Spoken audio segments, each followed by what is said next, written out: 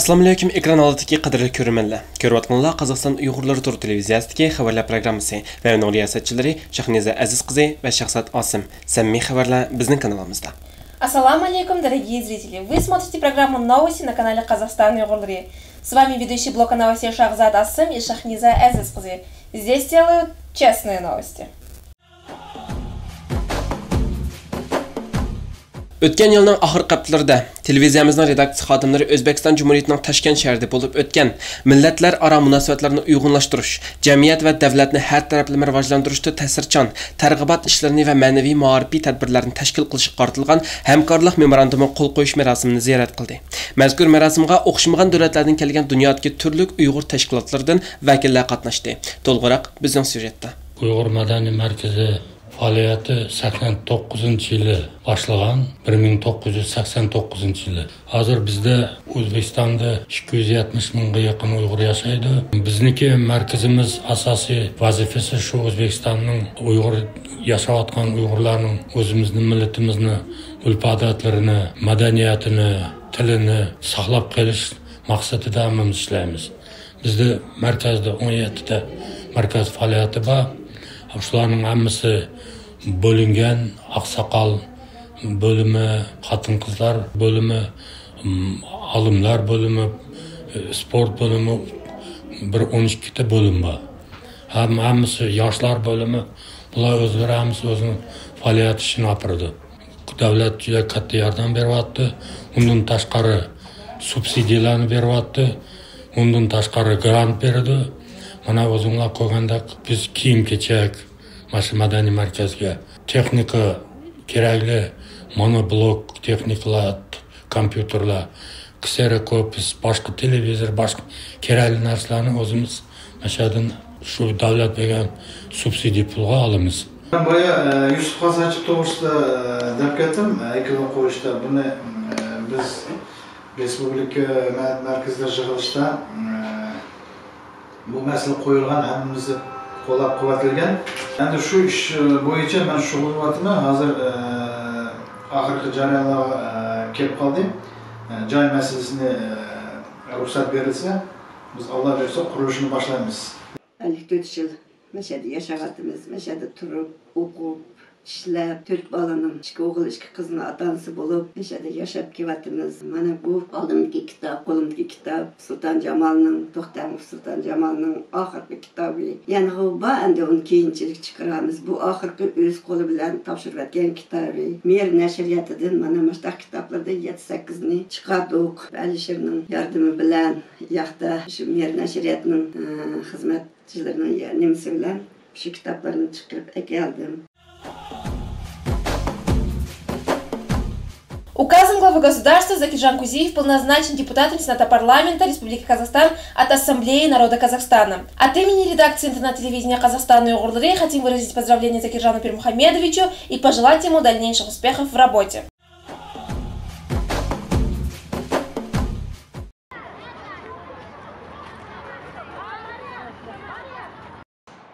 Сказка Андерсена получила новую жизнь в современной музыке, пении и танце. Она переносит зрителей в волшебный мир. Как только он взмахнет своей волшебной палочкой, из чудесного цветка появится крохотная девочка-дюймовочка. Сколько приключений ей придется пережить. Ее похитят противные жабы, прогонят надменные майские жуки, затем она окажется в услужении у мыши, едва избежит замужества со скупым кротом. Но наступит весна, и ласточка, спасенная дюймовочкой в зимнюю стужу, на своих крыльях перенесет ее в волшебную страну, где она встретит своего принца. Восторженные овации юных зрителей дали нам надежду на то, что театр жив и будет жить, пока жив наш язык, и он изучается нашим следующим поколением. Да, творческая жизнь театра кипит, однако за кулисами золотой колыбели нашего национального искусства произошли неоднозначные события за последний месяц. В социальных сетях активно обсуждаются кадровые ротации, осуществленные руководителем театра Дильмуратом Бахаровым. В этой связи наша редакция готовит специальный выпуск. Не пропустите на канале Казахстан Уйгурлары. Muzikant, kompozitör, bunun ansambli unutulmaydigan Uyg'urlar yo'q, yaxshi biladi. Biroq немешке ishni boşatmaydı, bu bizga o'rnin bermamdi degan narsalar bo'ldi, bu fakt. Я недоволен то, что сейчас происходит в театре. То есть были ли для этого какие-то основания, возможно, предпосылки? возможно, какие-то личные неприязни. Но, понимаете, для этого, наверное, это уже обращаться к министерству. Я не скрою, я написал письмо и министру. Алматы viloyati Uyg'ur nayasi qarashliq Cho'ng Aqsu yesida yangi madrasa ishga qo'shildi. To'liqroq bizning syujetda. Şəriət tilida bilim sözü hər qandaq məsələni hər tərəfləmə, ətraflıq düşünüş degan ma'noni bildirdi. Bilim aql ham farosatning belgisi. Aqllik odam qobiliyatini to'g'ri ishlatadi. Shu sababdan bilimlik inson yo'ruq sham bilan baravar, nodonlar bo'lsa qorong'u tunni eslatadi. Diniy bilimingizni oshirish imkoniyati endi bizning yizimizda bor. Cho'ng Aqsu madrasasi barliq jutning cho'ng kichigini diniy savodini oshirishga taklif qiladi. Madrasa doirasida haqsiz darslarni hafizlar, chet ellarda bilim olgan ustozlar ilib bordi. Muqaddas Qur'on bilan qator arab tili o'rgatiladi. Go'zal islom dinimiz bo'yicha bilimingizni oshirishga oldirang. Bismillah deb so'z bostayın parxım menen. Salim desu mаған parыз жалпым менен. Әуелден амандасып алайықшы, пайғамбарым қалдырған салтым менен. Армысыздар тойға келген барша қауым, өзің менен биік қой асқар тауым. Көппен бітер тойыңда, жиыныңда, батырлар да көппен бірге қуған жауын. Ассаламағалейкум құрметті қонақтар, қадірлі ауыл тұрғындары. Бұл бір Алланың қалауы болды. Көп түкірсе көл деген сөз міне осы. Бәрімізде қолымыздан келеді екен ғой. Жақсылыққа келеді екен ғой. Адамдар өмір деген заман сондай. Ағып атқан су сияқты. Киімің ескіргенде ауыстыруды ұмытпаймыз. Неге заман өзгергенде сол заманның ағысымен бірге жүрмеске? Қазір сондай заман, ақпарат деген үйіңде отырып, аттың үстінде отырып, бәштің үстінде отырып ақпаратты көріп отырасың. Біз мынау дін мұсылман деген кім? Құр'ан Алланың сөзі. Сол Құр'ан бүкіл кітаптың анасы деп айтқан екен. Сол Құраннан кімде-кім ұстаған болса, Алланың жібінен ешкім адаспайды. Енді осы бізге бір құтты мекен болсын. Осы жердегі ауданымыздың ең осы керемет бір мекені болып, білім ордасы болсын. Ассаламалейкум, құрметті қонақтар, құрметті ауылдастар. Бүгін ауылымызда үлкен бір жақсылық, өздеріңіз көріп тұрғандай, мына біздің нәзірханамызбен Құран оқыту сыныптары ашылғалы жатыр.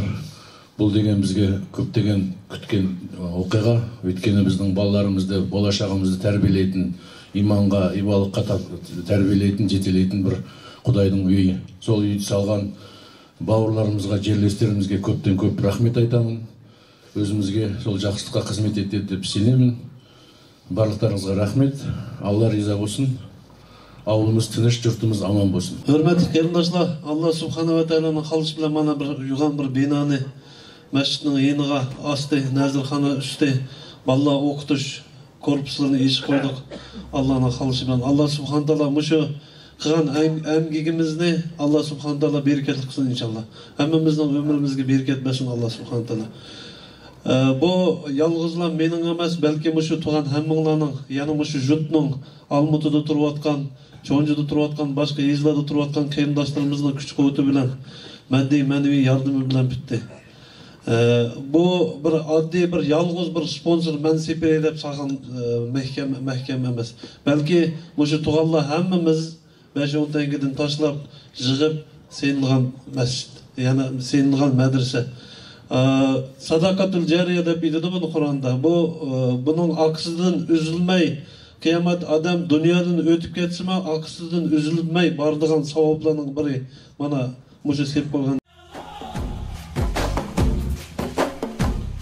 В Республиканском доме дружбы прошло мероприятие, посвященное карте проделанной работы Республиканского этнокультурного центра уйгуров Казахстана в период с 2012 по 2022 годы под руководством Нурумова Шаймардана Усаиновича.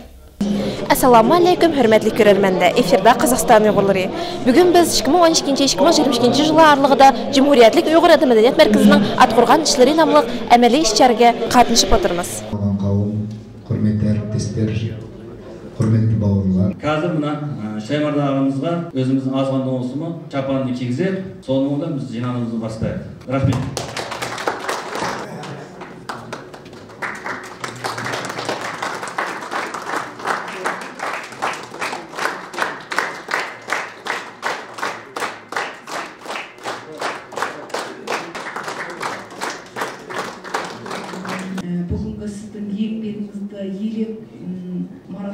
жұрты келе алмады.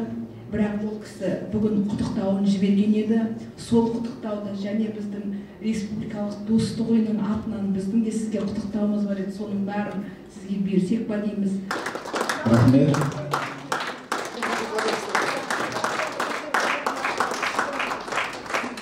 Assalamualaikum, hürmetlik bugünkü meyrimimizge kelgen meymanlığa Çaymardan sizge neyimdep alkışıtılığını bilmeyim öfkam. Sizge köp rahmet. O bana 13. yılını tartıp işlevatma. Sizge bizge kançılık nersen uyattınız. Kançılık yol kayın kösersiniz. Sizge köp rahmet. Ben sizin torku salamatlıkınızı sorayım. Her kaçan biz sizlen bizle. Amin. Mana biz indan xo'shal Shaymardaka siz bilan mushu birinchi dastlabki kundan boshlab 10 yildan ortiq vaqt bo'ldi sizning qishingizda mana Nurani Anla, Canan, Anla Kenshi, mana Talg'rayno xonim qizlar hammamiz birlikda shuncha yaxshi ishlarni ep siz bilan birga mushu iftixorlar birga yapdik. Muborak bo'lsin mehmon. Реализовано проектов на 2,8 миллиардов тенге. Что это говорит?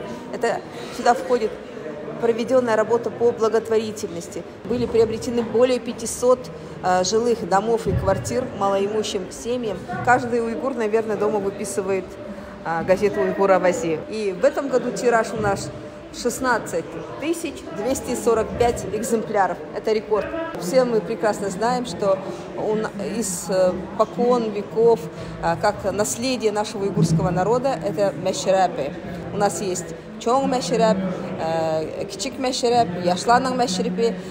Вот. И за этот период провели более 50 мәшрәпов. Уйгур Авази поставил очередной рекорд. Количество подписчиков республиканской общественно-политической газеты достигло 16 245 человек. В связи с этим руководство газеты выразило благодарность тем, кто оказал поддержку. Однако в социальных сетях были и неоднозначные мнения касательно этой темы. Некоторые активисты и жигитпиши выносили предложение о том, чтобы перестать поддерживать Уйгур Авази и объявить ей бойкот, поставив условия об отставке главного редактора Ершата Әсмәтова. Bu mesele boyunca müracaat kılmanlarına rahmet. Halkımızdan hakkını bilgini yaxşı. Hakkını halkı yetkizüş. Bu ammavi axbarat vasitələrinin vəzifəsi. Bir vasitə soğanlarını kesek. Meni Uyghur Avazı'ya yazılmalar da peşokat taratı degini o töhmet. Yılqı piştiqa çıkıp çapanlı otqı saldığı adamlardan mən emas. Axırqı yıllarda Jigit başları bilen Uyghur Avazı arasındaki talaş tatış evciga çıkıp Jigit başlarının WhatsApp grupusida her xil fikirler aytilish başlaganda men ularga müracaat qildim. Torda majarani yo'qotmay, mushtir to'plash paytida gazetning muxbirlari baribir oldinglarga keldi. Vaqtda ularga aytinglar, bosh muharrir o'zi kelsin, uningga aytadigan ikkingiz gapimiz bordinglar. Shu chaqda bosh muharrirga arz shikoyatlarni aytib, talablaringizni qo'yib olsizlar. Orada majarani yo'qotmanglar. Shaxsan o'zim bir yil Uyghur Ovoziga yetdi. Hozir bugun gazetiga 5 odam tonish bilishlarimni yozdim. Endi gazet haqida mening fikrimni bilginglar kelsa, marhamat. Oxirgi yillarda boshlangan va ta bugungacha davom qilayotgan xalqimiz orasidagi bo'lgunchilik, bir-biriga qarshi turish harakatlarining beshida naq mushu gazet turdi. Gazet xalq manfaati uchun emas, birla tashkilotning, ya'ni Cumhuriyetlik Uyghur Etnomadaniyat Merkezining manfaatini ko'zlab bir talablimlik mavqeida bo'lib keldi. Oqibatda qandaqdir 7-8 oyning ichida jamiyat tarafidan 2 qitim sotqa tatildi ve her 2 qitim kechirim so'rab gazet betida tuzitish e'lon qildi. Bundaq hodisa Uyghur Ovozi gazetining tarixida bo'lgan emas. Shunlashqa bu masalada mening fikrim qat'iy. Ya'ni Uyghur Ovozining bugungi bosh muharrir emas, umuman milliy matbuotda ishlaydiganiga axloqiy huquqi yo'q deb hisoblayman. Свои комментарии по этому поводу оставил главный редактор газеты «Уйгур Авази» Ершат Әсмәтов. Uyghur Ovoz gazetini faqat Qozog'istonda emas, dunyo Uyg'ur jamoatchiligi orasidagi obro'liq, e'tiborli gazet desam xatolashmayman.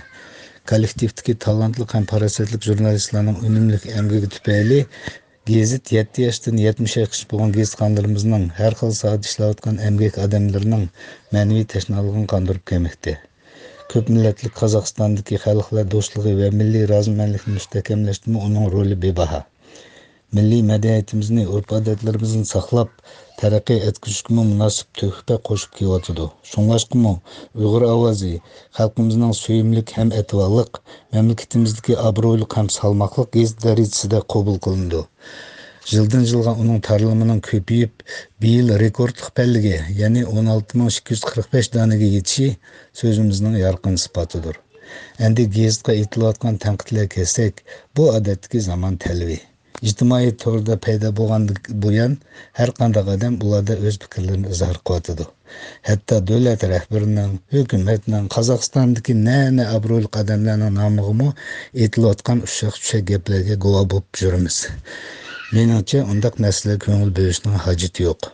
Faqat vatan xalq oldidagi vazifamizning hujjasidan muvaffaqiyatli chiqib, adil emgak qilsak, shuning o'zi kifoya.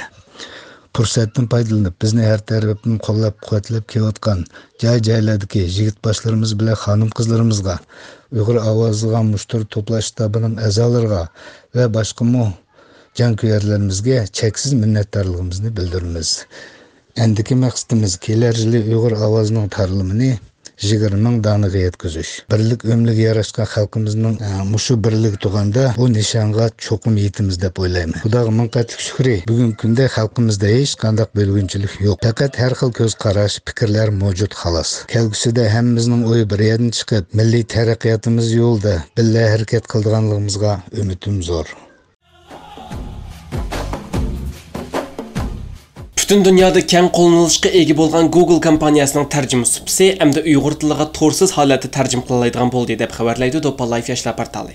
Mushundan 2 yil ilgari bu supida dastlab qitim Uyg'ur tiliga tarjima qilish imkoniyati paydo bo'lgan edi. Xalqimiz orasida ilmiy emgaklar bilan keng tanilgan olim, tarix fanlarining doktori Ablet Kamalov davlatlik eng yaxshi ilmiy xodim mukofotiga ega bo'ldi. Bu haqida Cumhuriyetlik Uyg'ur ovozi gazeti xabarladi. Olim Qozog'iston Uyg'urlari miroslarning turoqli taraqqiyotining alternativ modeli sifatida Qozog'istonlik mashrablar qatorli emgaklari orqali xalqimizning ilmiy vektordagi taraqqiyotiga tengdashsiz to'hfa qo'shib kelmoqda. Ablet Kamalovga muborak bo'lsin demoqchimiz. Muşunun bilan bizning programmamiz tamam. Efirde bo'lgan Qozog'iston Uyg'urlari kanali xabarlar programmasi. Samimiy xabarlar bizning kanalimizda. На этом наша программа подходит к завершению. В эфире был канал Казахстан Уйгурлары с программой «Новости». И да, здесь делают честные новости.